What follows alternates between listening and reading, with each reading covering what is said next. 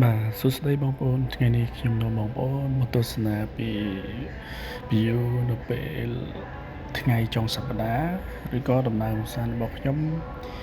ដើរលេងថ្ងៃចុងសប្តាហ៍បាទហើយឥឡូវនេះគឺខ្ញុំនៅផ្សារបាទហើយទស្សនវិជ្ជាគឺថាដដែលបងប្អូនតែវាប្លែកតំបន់ផ្សេងបាទឥឡូវនេះខ្ញុំនាំបងប្អូនមកមើលពីការជិះ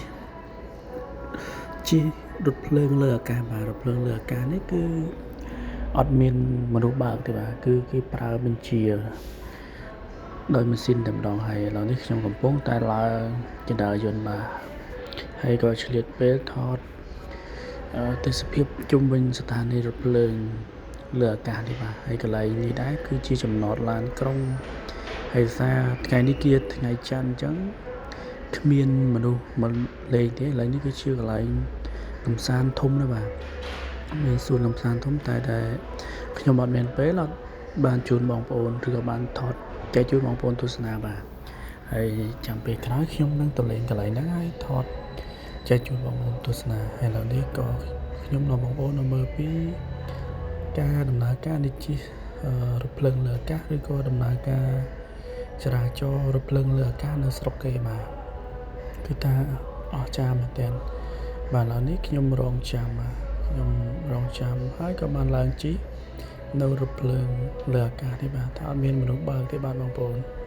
នេះខ្ញុំថតពីខាងក្រោយហើយនៅពេលដែលរថភ្លើងចេញដំណើរបាទហើយខ្ញុំក៏បានថតចែកជូនពីទស្សនវិជ្ជាក្នុងរថភ្លើងតែអត់មានមនុស្សបើកទេបាទហើយរថភ្លើងនេះគឺលើអាកាសតែម្ដងបាទហើយមនុស្សក៏មិនច្រើនបានទេដោយសាររថភ្លើងនេះគេកំណត់ទំហំគឺមិនអោយវែងពេកដោយសារតែវាប្រហែលជា10ម៉ែត្រទៅ20ម៉ែត្រទេបាទហើយនេះជាផ្លូវរថភ្លើងលើអាកាសហើយខ្ញុំក៏បានថតចែកជូនបងប្អូនទស្សនាបាទពីទេសភាពហើយដោយសារតែថ្ងៃនេះជាថ្ងៃច័ន្ទដោយសារតែខ្ញុំអត់មានការងារធ្វើទេបាទខ្ញុំកំពុងតែស្វែងរកការងារធ្វើមុខក៏មិនសូវរីកដោយសារយើងកំពុងតែស្វែងរកការងារធ្វើហើយឥឡូវនេះក៏បានថតទេសភាពចែកជូនបងប្អូនទស្សនាឥឡូវនេះខ្ញុំបានចុះពីចុះពីរថភ្លើងហើយខ្ញុំក៏បានដើម្បីចុះទៅក្រោមដើម្បីស្កេនកាតចេញពីស្ថានីយ៍រថភ្លើងហើយបន្តដំណើរទៅផ្សារបាទបន្តដំណើរទៅផ្សារទៀតបាទឥឡូវនេះខ្ញុំស្កេនកាតសិនបាទហើយយើងស្កេនកាតហើយយើងក៏បានធ្វើដំណើរចេញពីស្ថានីយ៍រថភ្លើងបាទហើយឥឡូវនេះបាទប្រជាជនគាត់មានអ្នកខ្លះទៅចេញពីស្ថានីយ៍អ្នកខ្លះឡើងជិះរថភ្លើងហើយបញ្ជាក់ថាកន្លែងនេះគឺជាភ្លើងលើអាកាសមើលទៅផ្លូវទៅបងប្អូនបាទឥឡូវនេះខ្ញុំបានមកដល់ផ្សារហើយខ្ញុំដើរផ្សារហើយក៏បានថតចែកជូនបងប្អូនបើខ្ញុំរកទិញរបស់ប្រើប្រាស់ផ្សេងបាទឥឡូវនេះបាទទិដ្ឋភាពផ្សារគេថ្ងៃច័ន្ទដើមសប្តាហ៍បាទគឺថាมันមានជនបរទេសទេបាទគឺមានតែជនជាតិកូរ៉េបាទដោយសារជនជាតិបរទេស